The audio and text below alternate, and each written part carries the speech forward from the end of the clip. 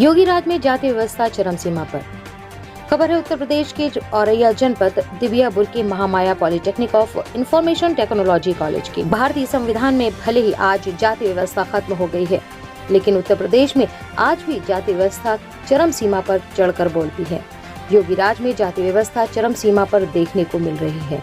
इसका कुछ नजारा विद्यालय के शिक्षक अनुज चतुर्वेदी के द्वारा देखने को मिला, जिनके द्वारा कहा गया कि मैं ब्राह्मण हूँ, मैं तुम्हें फ्री में शिक्षा नहीं दे सकता।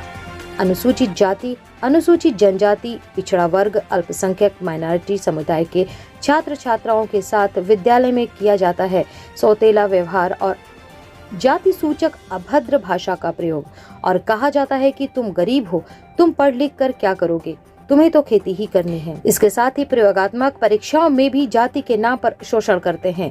इसी के आधार पर उन्हें कम मार्क्स दिए जाते हैं। इस कारण से छात्रों ने स्कूल आना जाना भी बंद कर दिया है।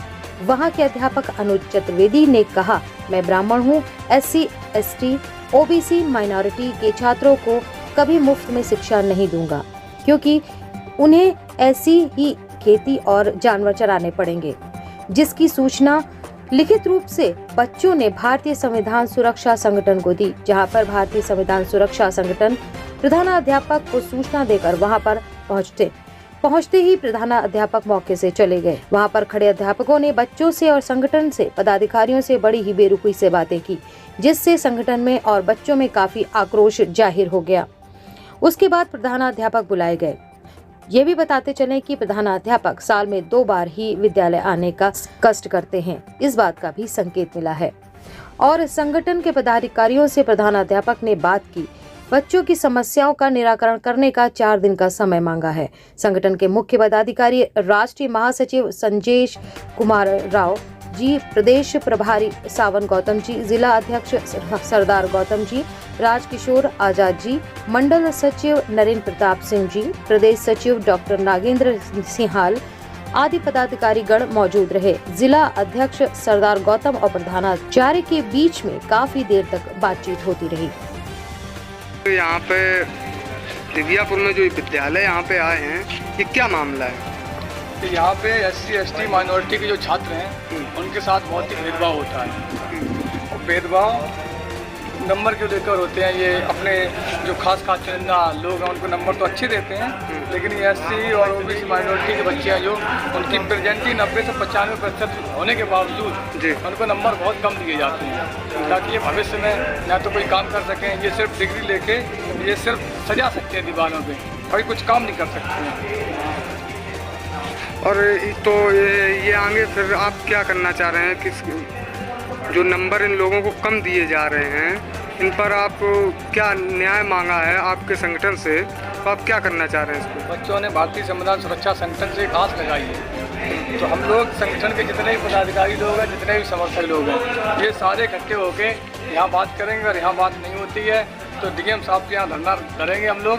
धरना रखने के बाद उनको ज्ञापन देंगे, और जो टीचर इसमें सम्मिलित हैं उन टीचरों को हम सस्पेंड कराने का काम करेंगे, ताकि भविष्य में किसी भी SC, ST या OBC माइनॉरिटी, किसी भी साथ गरीब शोषित वंचित समाज के छात्र के साथ ये भेदभाव ना हो सके।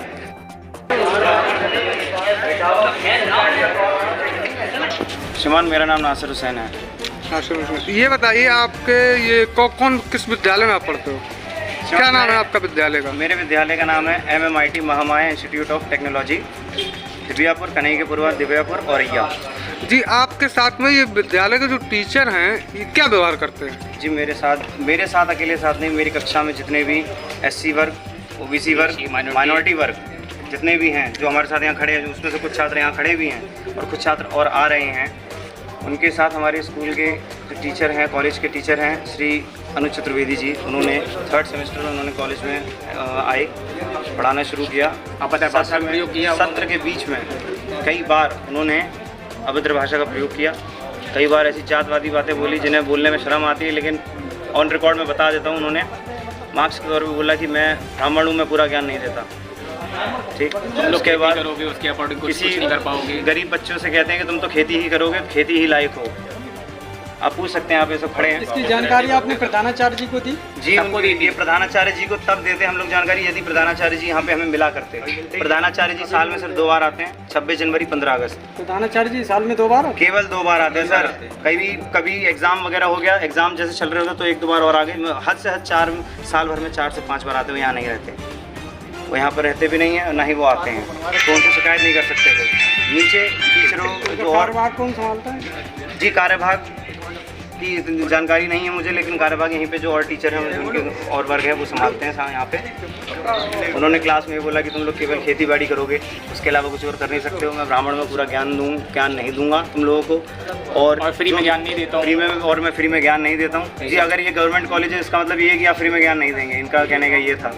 और क्लास में 4-5 लड़के हैं तो उन्हीं का साथ देते। यह क्या करते हैं कि यदि क्लास में कुछ भी समर ट्रेनिंग होती है हमारी, तो समर ट्रेनिंग क्लास में केवल 4 बच्चों को लेटर पैड मिल जाता है 10 दिन पहले। आई कार्ड भी मिल जाता है उन लोगों को, लेकिन हम लोगों को कोई नहीं पूछा जाता। यहाँ आप देखिए सब। और अगर हम लोग किसी काम के लिए जाते हैं उनके पास, जैसे बोला तो वो बोलते हैं 1 घंटे बाद आना, फिर जाएंगे 1 घंटे बाद तो कहेंगे 15 मिनट बाद आना, बैठ जा अभी तेरे पास टाइम नहीं है, तू कॉलेज नहीं आता है, क्या करेगा कि और पढ़ के क्या करेगा। ये और बोलना कि तू पढ़ के क्या करेगा, तुझे करना ही है पढ़ के। तो आप उस टीचर के लिए क्या करना चाहते हैं? हमें बस एक मांग है, और नहीं उससे भी पहले उन्होंने सबसे पहले ये किया कि जो सबसे मेन मुद्दा है, 3rd सेमेस्टर में जो हमारा तीसरा सत्र था उसमें उन्होंने SC, OBC और माइनॉरिटी तीनों वर्ग के जितने छात्र छात्राएं थे उन सबके 70 से 80 सेशनल नंबर बिना किसी वजह के काटे गए। जो फाइलों में मैं लिख रहा हूँ, जो फाइलों में ये लिख रहा है, सब सेम फाइल है। किस बिहाफ पे उन्होंने जनरल वाले को उस 50 में से 48 नंबर दे दिए, और किस बिहाफ में वही सेम लिखा हुआ मेरी फाइल में मुझे 50 में से 35 नंबर दिए गए।